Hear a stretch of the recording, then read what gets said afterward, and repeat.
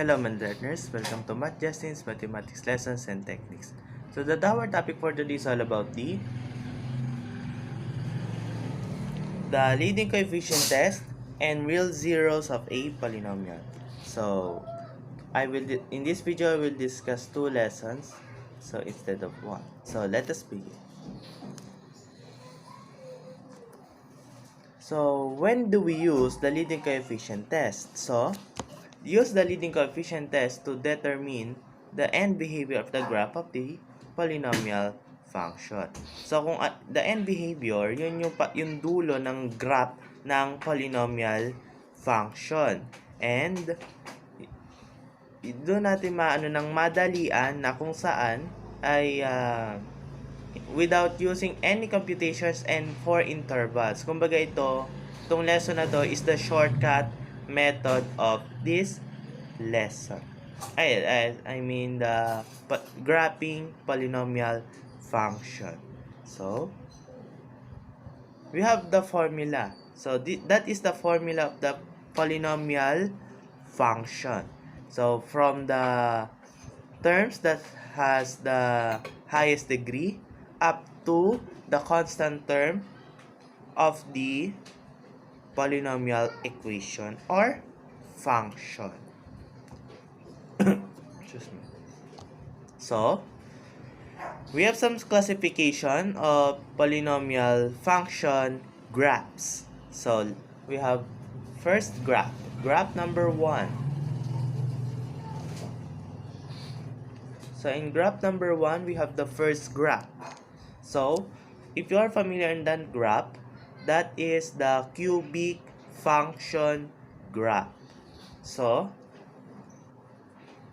we have the first kasi we have the x is equal to negative infinity and y is equal to negative infinity also. So, we have also that we have x is equal to positive infinity and y is equal to positive infinity. So, when do we use this graph? So, we use this graph if the sign of the leading coefficient is positive. Paano po natin masasabing positive ang isang number? So, if you are familiar in a sub n, yan yung inano nating terms. That will be greater than 0. What are the numbers that greater than 0? So, we have 1, 2, 3, hanggang 1 million, billion, trillion, whatever, hanggang quintillion, zillion, hanggang sa simplified form na Google. That more than 0. Kapag yun ang lumabas na result, ibig sabihin, dapat yan yung pag nagsimula na yan, basta. If the leading coefficient, no? So, if the leading degree, when we use this graph, if the leading degree is odd. So, meron akong technique sa inyo. So, kung mapapansin nyo, ang unang end niya ay nasa baba. Then, ang nasa dulo naman ay nasa itaas. So, that's the technique. Kapag nakakita kayo ng degree with the highest degree of odd, such as 1, 3, 5, or the kinetic equation, the cubic, the linear, that nagsimula sa baba, then hanggang paitaas. So, yun. Hindi pantay ang end nila. Yun ang technique natin. So, we have end behavior. So, yan lang din. So, ito yung una sa taas. So, kapag daw nag-replace tayo ng positive numbers sa lahat ng x's with the positive leading that term that has the leading coefficient positive and odd highest degree, yun ang magiging function daw ay positive. So, same as din So, dun naman, dito. So, we have x is equal to negative infinity function and with the function of negative infinity. So, technique. So, di ba? Dito yan sa negative, nakaparte. No? If you know the quadrants. So, ito dito. So, dito, kung mapapansin nyo, negative ang sagot niya, kaya nasa baba. Yun ang technique natin, kasi ito negative. Then, yung sa taas naman, nasa positive side, then yung y nasa positive din. So, yan yun. No?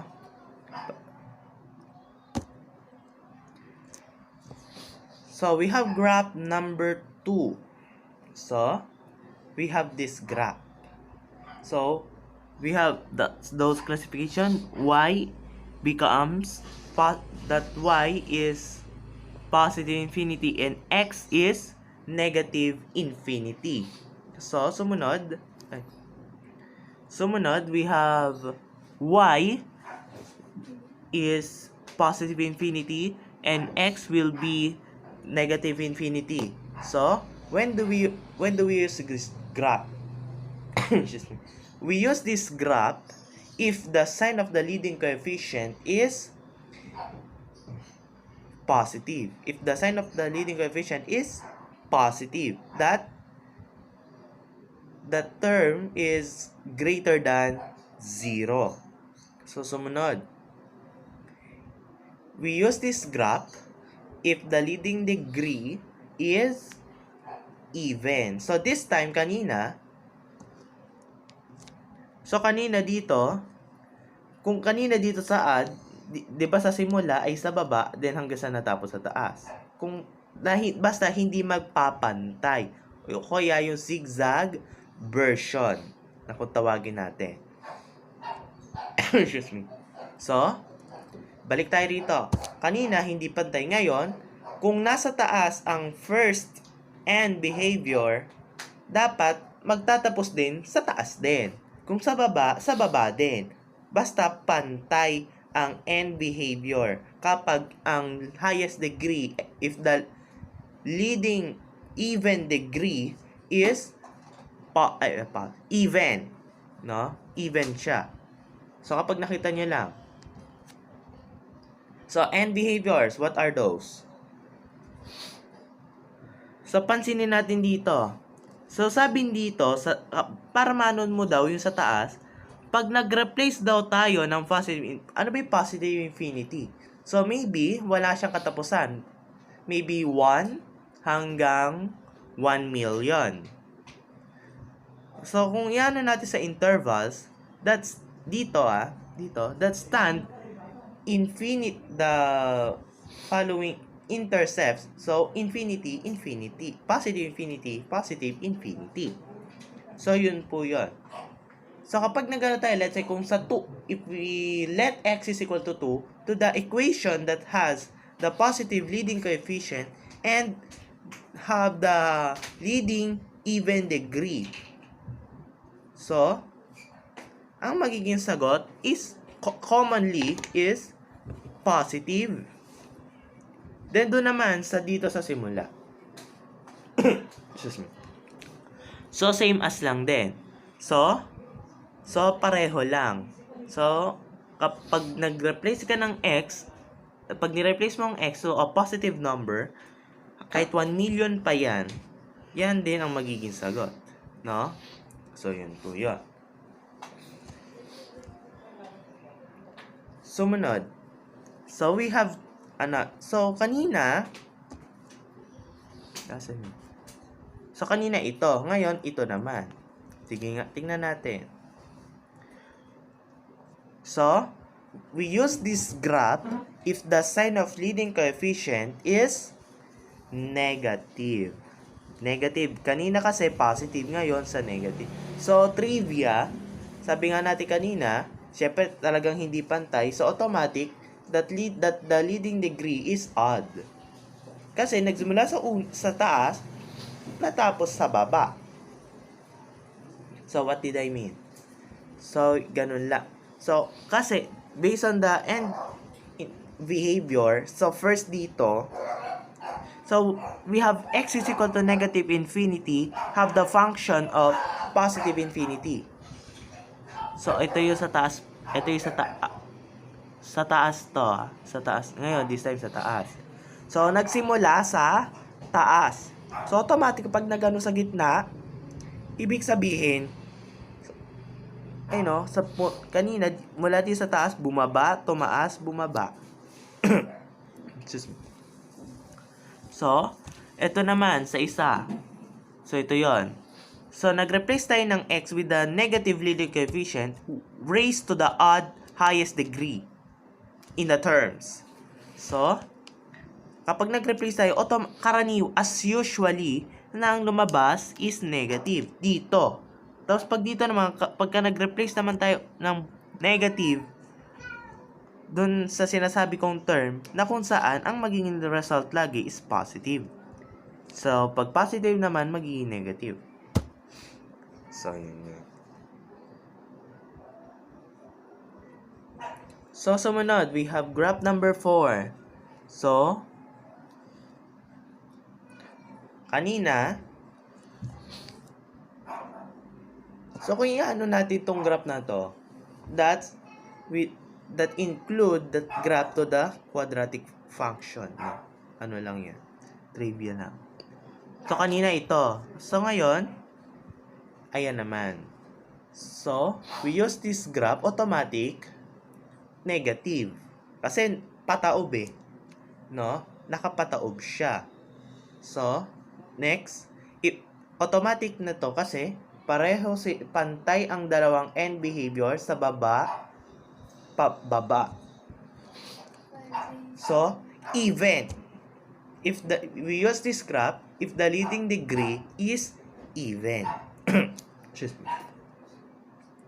So, we have the end behavior. So, ito yon. So, we have negative, ito yon. Then, ito naman ay ito. So, we have, kapag nag-replace tayo ng negative number sa bawat excess ng equation with the negative leading coefficient and with the even highest degree, even leading degree, no?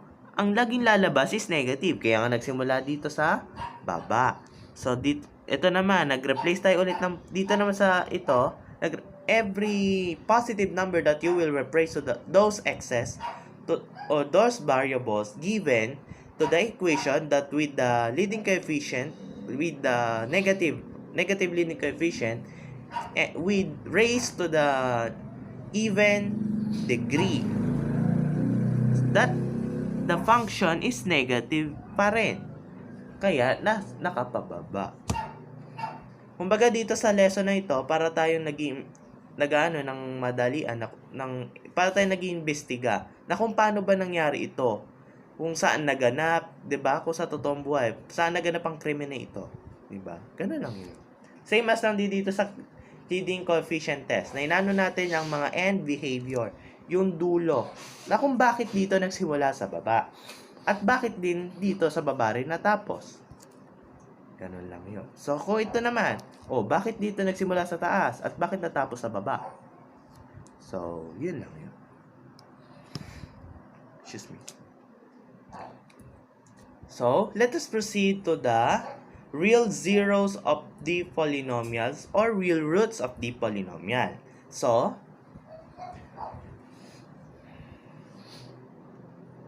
we have the meaning of the real zeros of the polynomial. If f is a polynomial function of a is a real number, so ang f daw ang tumayo bilang polynomial function, then a is a real number. The following statements are equivalent. X is equal to a is a zero of function f. So, a daw, ang sabi rin, based on this statement, ang a daw is the one of the roots or a zero of the function f. X is equal to a is a solution of polynomial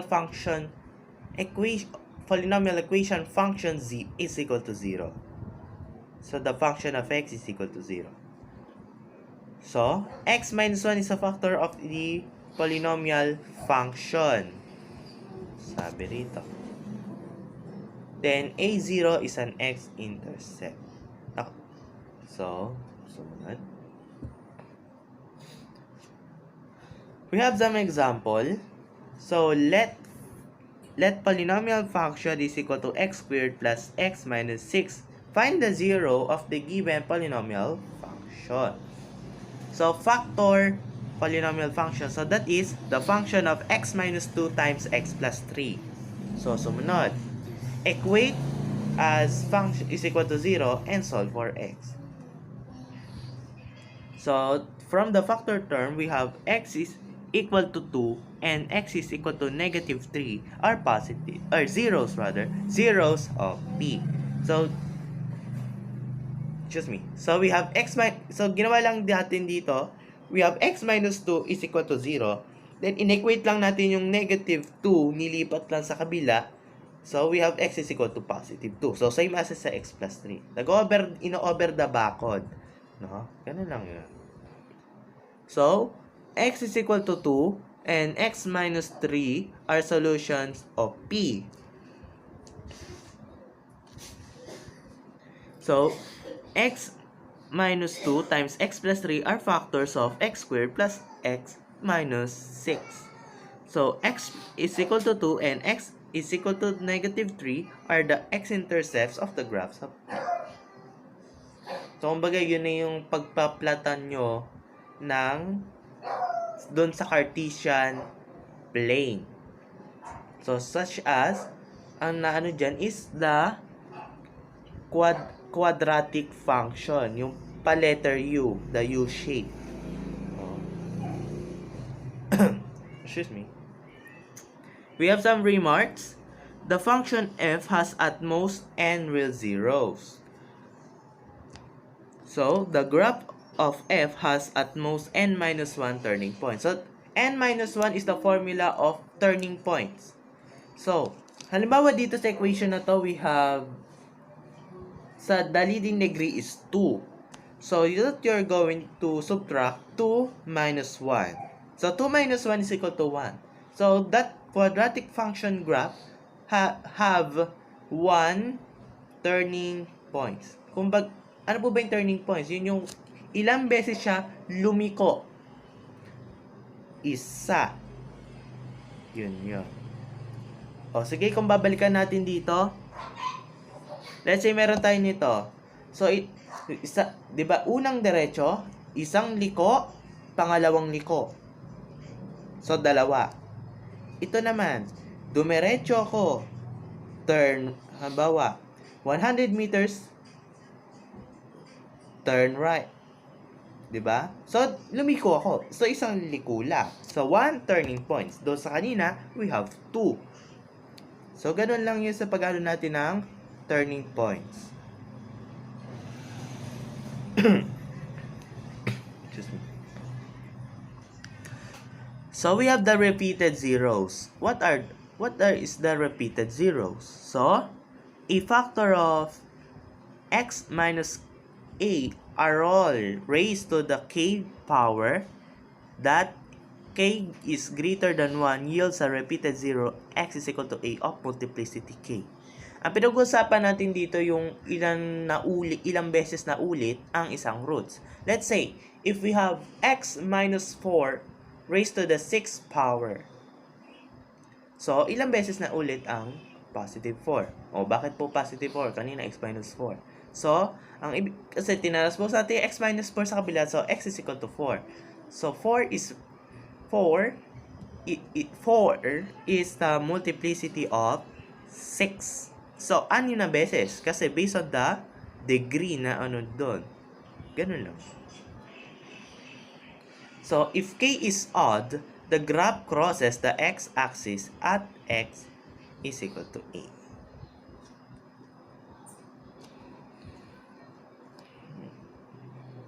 So, we have some example. So, we have let function of x is equal to x minus 3 raised to the 6th power. Notice that k is equal to 6 is greater than 1 and the function yields a repeated 0, x is equal to 3 of multiplicity 6. So, since the key is equal to 6 is even, then the graph touches the x-axis at x is equal to 3. So, ayan. The graph touches. So, if you notice the 3, so, sabi nga, the graph touches the x-axis at x is equal to 3. So, that is the graph. No? So, yan po. So, let us proceed in our segment that I am the problem solver. So, una, we have the problem of find all the real zeros of the polynomial negative 2x fourth plus 2x squared. So, then determine the number of turning points. Hahanapin natin dyan kung ilang turning points meron ng graph natin. So, next. So, anong hahanapin natin? We have, una, the real zeros, the roots. In other words, we are going to find the roots. So, sumunod, that we're going to find the turning points. So, yun. So, next, we have, based on our factoring, so kung result is negative 2x squared times x minus 1 times x plus 1. Excuse me. So the real zeros of function of negative 2x fourth plus 2x squared are 0, 1, and negative 1. So, kaya paano po? Kasi tinranspose ko lang yun dito sa dalawa. So, I equate the negative 2x squared is equal to 0. Then, I divide both sides of equation to negative 2. So, ang negative 2x squared. So, ang naging result pa rin is 0. Kaya 0. Yun. So, compute the turning points of such as n minus 1. Yun yung formula natin kanina. So, ito yun, kasi the leading degree ang inano natin. Kasi yun nga yung target natin sa leading degree. Based sa leading degree, di ba nga ang ating graphs and end behaviors. So, we have 4 minus 1 is equal to 3. So, we have 3 turning points. So, yun. We have 3. So, we have 3 turning points. So, the graph is, ayan. So, since kasi dito, we have quartic equation. So, that is the quartic function. So, bakit po nakapataob? Kung as you can see, that negative 2 is a negative number. So, kaya, sa baba. So, nag-replace tayo, di ba, nag-replace tayo ng negative x's dyan.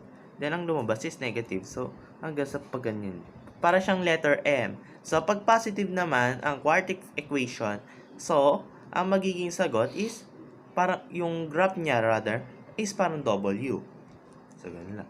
So, paano natin madedetermine ang turning points? So, we have 1.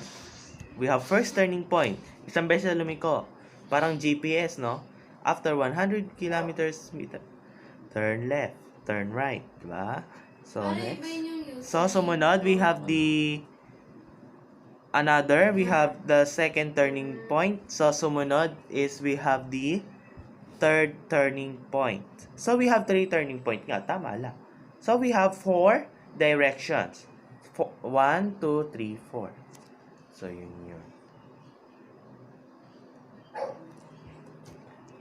Okay, that's all.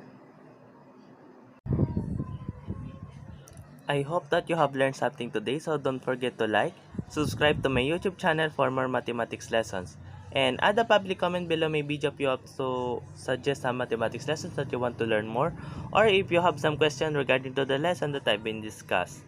So please also click the notification bell for more updates of whatever mathematics lesson that I posted in YouTube. So, by the way, please check my page, MATH-JASTIN's Mathematics Education and Learning. So, sometimes I will send some video from my YouTube or computerized lectures to us to review or us to have some trivia or additional additional na kaalaman base sa aking dinidiscuss sa math na related minsan sa mga grade levels ninyo. So, okay, that's all. Thanks for watching and see you in my next video.